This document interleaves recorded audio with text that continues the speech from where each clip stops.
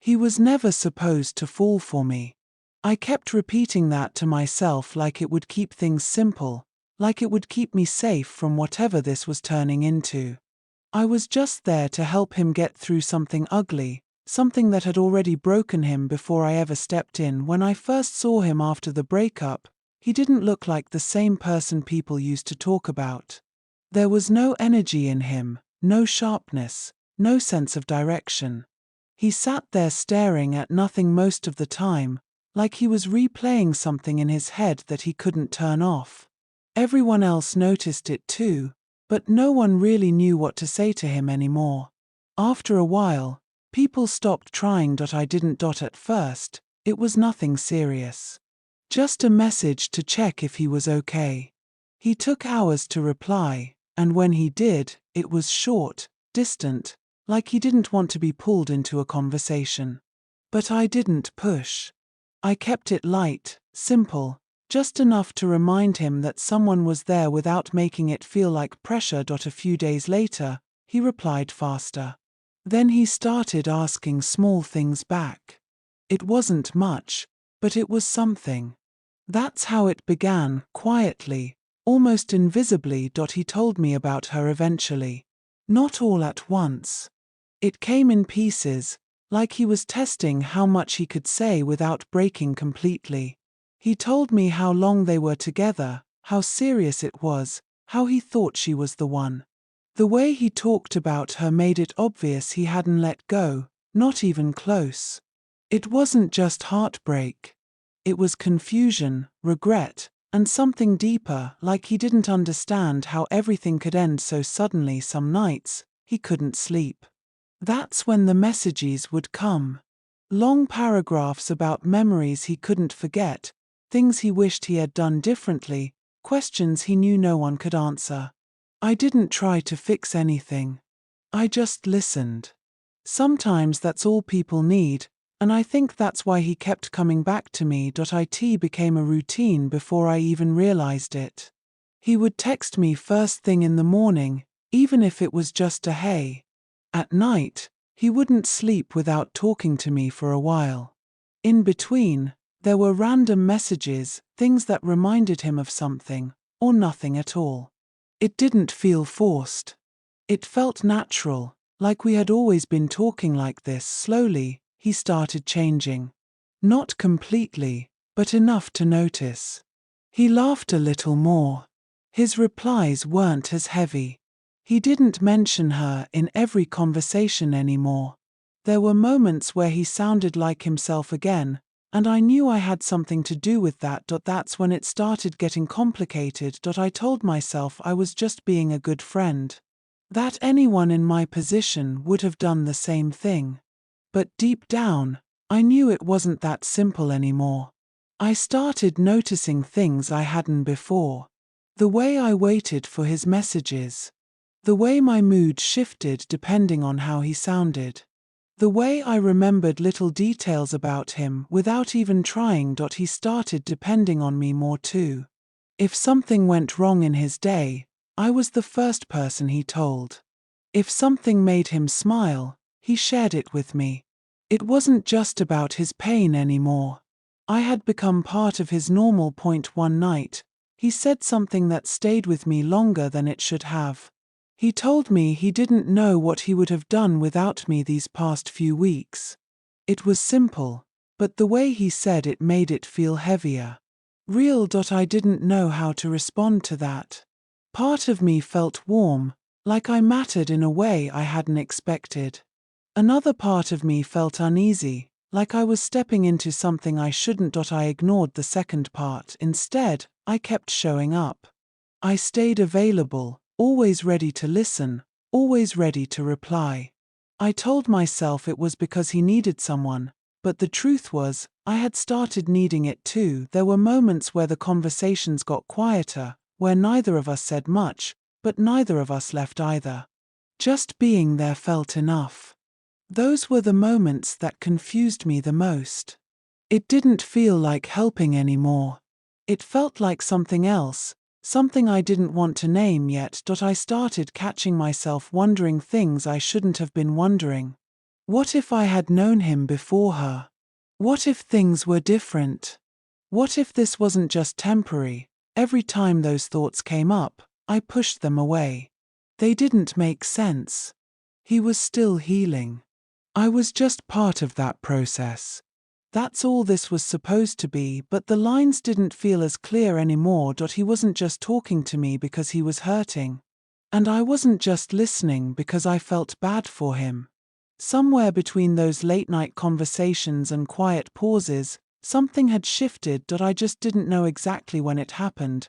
And maybe that was the problem, because while I was busy helping him move on from someone else, I didn't realize I was slowly becoming the person he turned to for everything. Not just his pain, but his comfort, his distraction, his peace. And without meaning to, I stopped being just someone who was helping. I became someone he needed. It didn't happen all at once. There wasn't a single moment where everything changed. It was quieter than that, slower, almost unnoticeable if you weren't paying attention. But I was.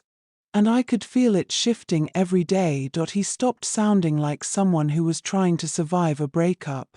He started sounding like someone who was learning how to live again. And somehow, I was always there in the middle of it. Our conversations weren't just late-night comfort anymore. They became a part of our routine, something expected. He'd message me as soon as he woke up, sometimes before anyone else. It wasn't deep or emotional every time. Sometimes it was random, pointless, even stupid. But that's what made it feel real. It wasn't forced. It wasn't about healing anymore. It was just us. He laughed more. Not the kind of laugh people fake to move on, but the kind that comes naturally, without effort. And every time it happened, I knew I had something to do with it. That thought stayed with me longer than it should have. He didn't talk about her much anymore.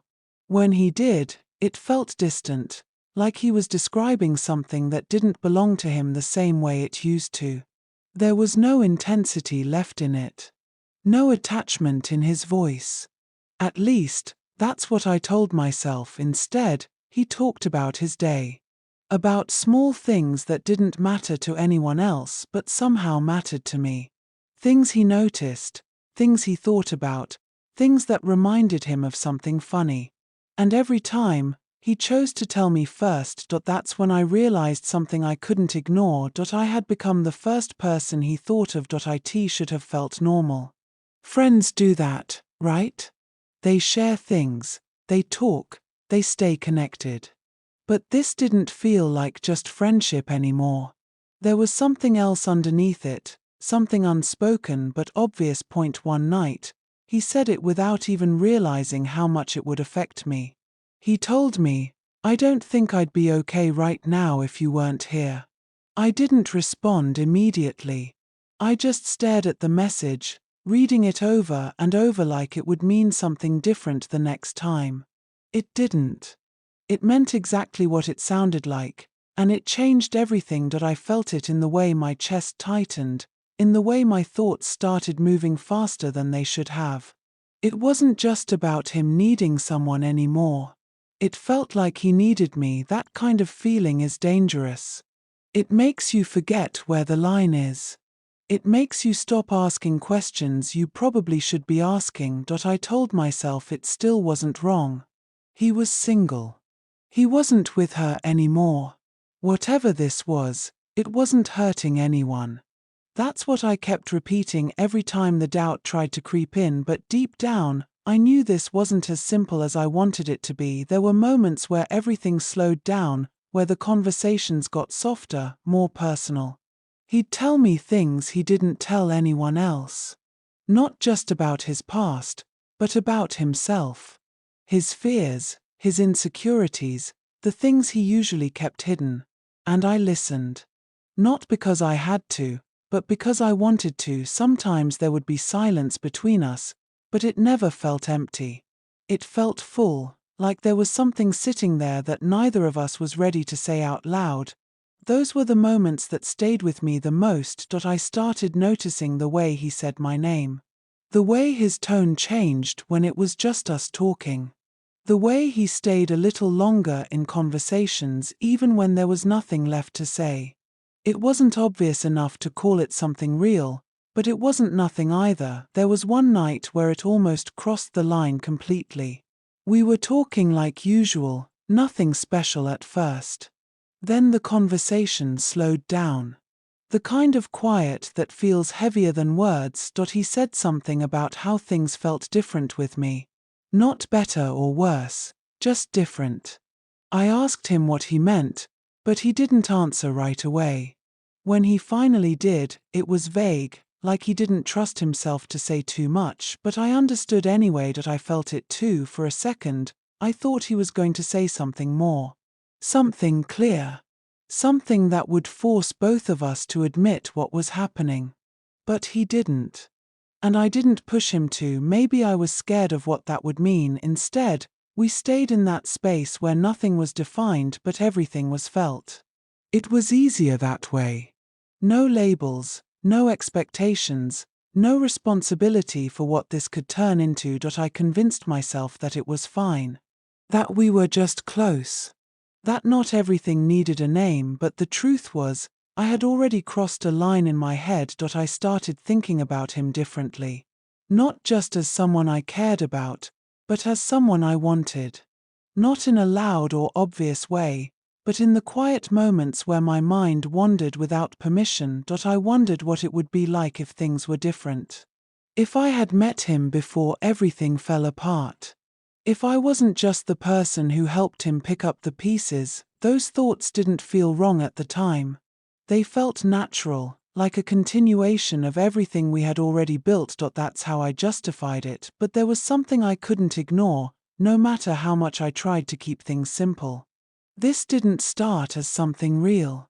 It started as him being broken and me being there to fix it. And somewhere along the way, the roles got blurred because even if he wasn't with her anymore, I wasn't completely innocent in this either. I wasn't just helping him move on. I was slowly becoming the reason he didn't look back. For a while, everything felt steady. Not perfect, not defined, but stable enough that I stopped questioning it. He was present, consistent, and in a way that mattered. He felt close. I didn't need labels anymore because his actions were enough to keep me there. That's what made the shift harder to notice at first. It started small. His replies got shorter. Not cold, just lighter, like something was missing behind them. The timing changed too. He didn't message first in the mornings anymore. Sometimes hours would pass before he responded, and when he did, it felt like he was somewhere else mentally. I told myself I was overthinking. People get busy. Not everything has meaning behind it. That's what I kept repeating, even when it didn't feel true. Then one day, he disappeared completely. No messages. No explanation. Nothing. I waited longer than I should have. Checked my phone more times than I want to admit. It didn't make sense. This wasn't like him.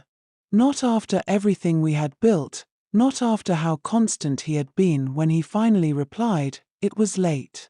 Just one message. Casual. Like nothing had changed. I knew right then something had. I asked him where he had been. He hesitated. I could feel it even through the screen. The typing, stopping, typing again. And then he said it in a way that sounded almost careful. He told me he had talked to her. It didn't hit all at once. For a second, it just sat there, like my mind needed time to catch up with what he meant. Then everything started connecting too quickly. He said she reached out first. That it wasn't planned. That they just talked. Just talked sounded harmless, but it didn't feel harmless.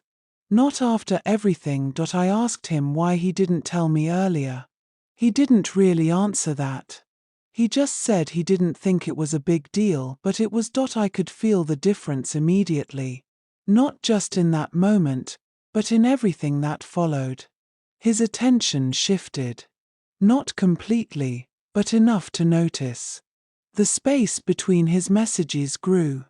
The tone changed again, this time more distant than before, and suddenly, I wasn't the first person he thought of anymore. I tried to stay calm about it. I didn't want to sound jealous or insecure. I didn't even know what right I had to feel that way. We never defined anything. There was no promise, no commitment. Just something unspoken that I had started believing in too much, but it kept happening. He mentioned her again a few days later. This time more casually, like it wasn't something he needed to be careful about anymore. He said they were trying to figure things out. That phrase stuck with me more than anything else. Figure what out? I wanted to ask, but I already knew the answer. He wasn't done with her. Maybe he never was. Everything I thought we had started feeling smaller, less certain. Like it only existed in the space where he was hurting, and now that he wasn't as broken anymore, he didn't need it the same way. Didn't need me the same way. I tried to hold on to what was left. I kept the conversations going, even when they felt one-sided. I responded quickly, even when he didn't. I told myself it was just a phase, that things would go back to how they were. They didn't point one night. I couldn't ignore it anymore. I asked him directly what was going on. Not in an aggressive way, just honest. I needed clarity, even if it wasn't what I wanted to hear. He didn't avoid it this time. He told me he was confused. That talking to her again brought back things he thought were gone. That he didn't know what to do with it. And then he said something that made everything else feel irrelevant. He said he still cared about her.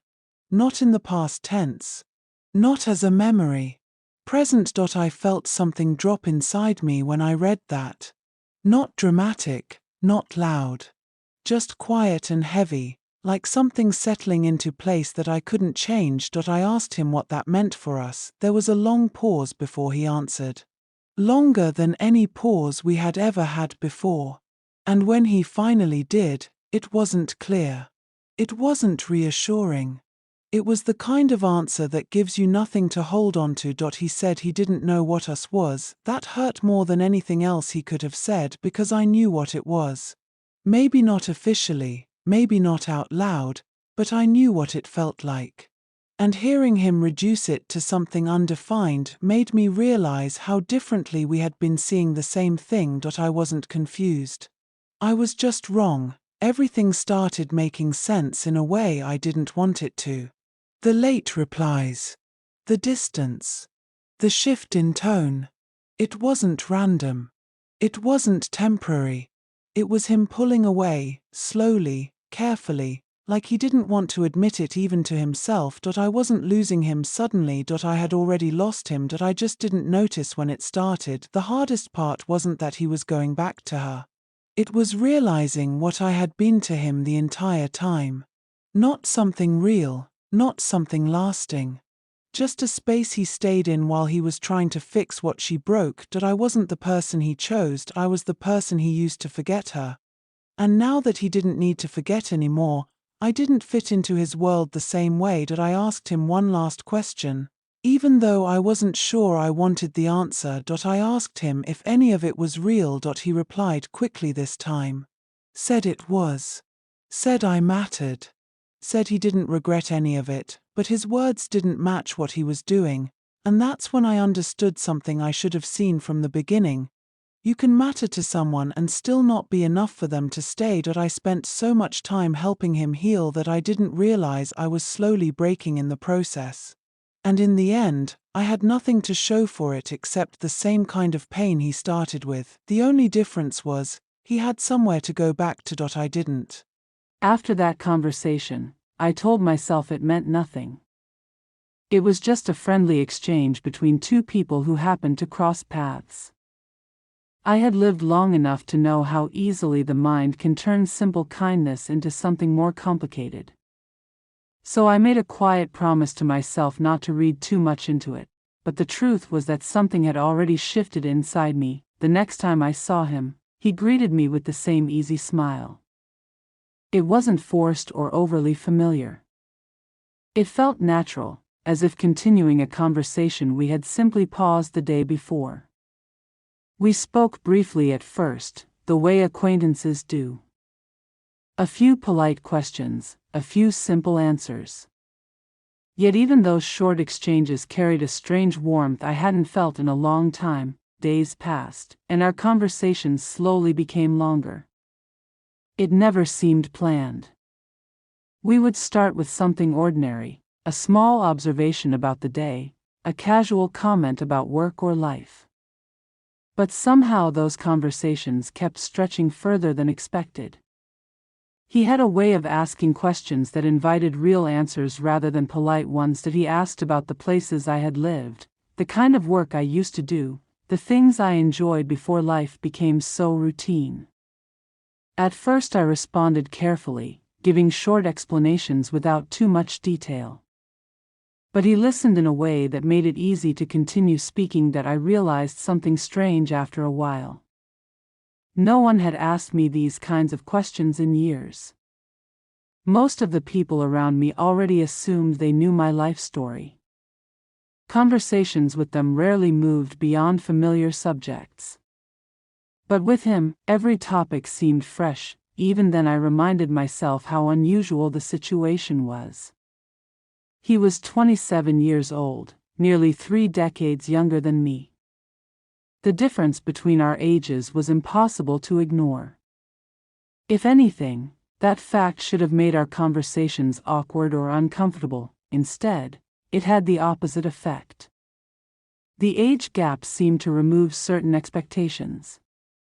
He didn't treat me like someone fragile or outdated.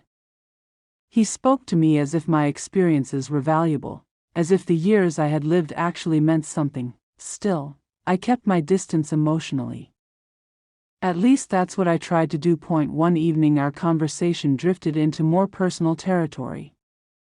It happened gradually, without any clear moment where the subject changed.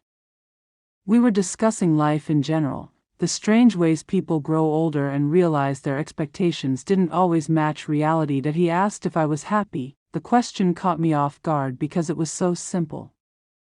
People rarely ask something that direct unless they already expect a complicated answer. For a moment I considered giving the usual response. The polite one people offer when they don't want to explain their real feelings. But something about the way he asked made that answer feel dishonest. So I hesitated before speaking. That I told him that life had been good in many ways.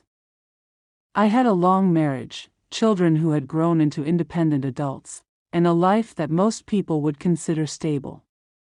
Everything sounded respectable when described out loud, but then I admitted something I rarely said to anyone. Sometimes stability feels a lot like loneliness. The words left my mouth before I could stop them.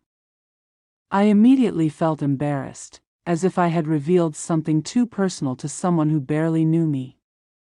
I expected the conversation to become uncomfortable after that. Instead, he simply listened. That he didn't interrupt or rush to offer advice. He just allowed the silence to exist for a moment before responding quietly. "You deserve to be seen," he said. Those 4 words lingered between us. They weren't dramatic or exaggerated. Yet they carried a kind of sincerity that made them difficult to dismiss. That night I thought about that sentence more than I wanted to admit. It replayed in my mind while I washed dishes, while I prepared for bed, while I lay awake in the quiet darkness next to my husband. The strange part wasn't that a younger man had said something kind.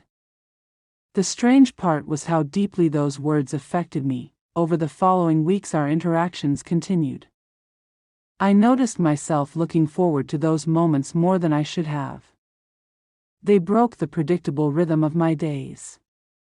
Conversations with him felt lighter, more alive, as if a door inside me had quietly opened again. Without realizing it, I began paying more attention to small things about myself. I chose clothes more carefully when leaving the house. I brushed my hair with a little more patience. These were small changes, almost embarrassing ones, but they made me aware of how long it had been since I felt noticed. At the same time, guilt began whispering in the background of my thoughts. Nothing inappropriate had happened between us. Our conversations were still just conversations. Yet part of me knew that emotional lines can blur long before physical ones appear. One afternoon we found ourselves talking again longer than expected. The subject didn't matter much anymore. The conversation flowed naturally, moving from one topic to another with surprising ease. As we prepared to leave, he hesitated for a moment. The pause was subtle but noticeable, then he spoke with a quiet honesty that made the air between us feel heavier. "I know this might sound strange," he said slowly, "but I really enjoy talking to you." His voice didn't carry the playful tone of casual flirting. It sounded sincere, almost cautious, as if he understood that the words might carry more meaning than they appeared to. For a second I didn't know how to respond. My instincts told me to laugh it off, to turn the moment into something harmless. But another part of me felt unexpectedly touched by the confession. So I simply smiled and thanked him. The conversation ended shortly after that, but the feeling it left behind followed me home. When I walked through the door that evening, my husband was sitting in his usual spot watching television. The glow of the screen reflected across the room while the familiar silence settled around us. He barely looked up when I entered. I stood there for a moment, observing the scene that had once felt so normal. The quiet house, the routine, the comfortable distance that had defined our lives for years, and for the first time a dangerous question formed in my mind. What if the attention I had just experienced wasn't something temporary? What if someone else could offer the connection I thought had disappeared from my life forever? That thought alone was enough to make my heart beat faster, and it scared me more than anything else.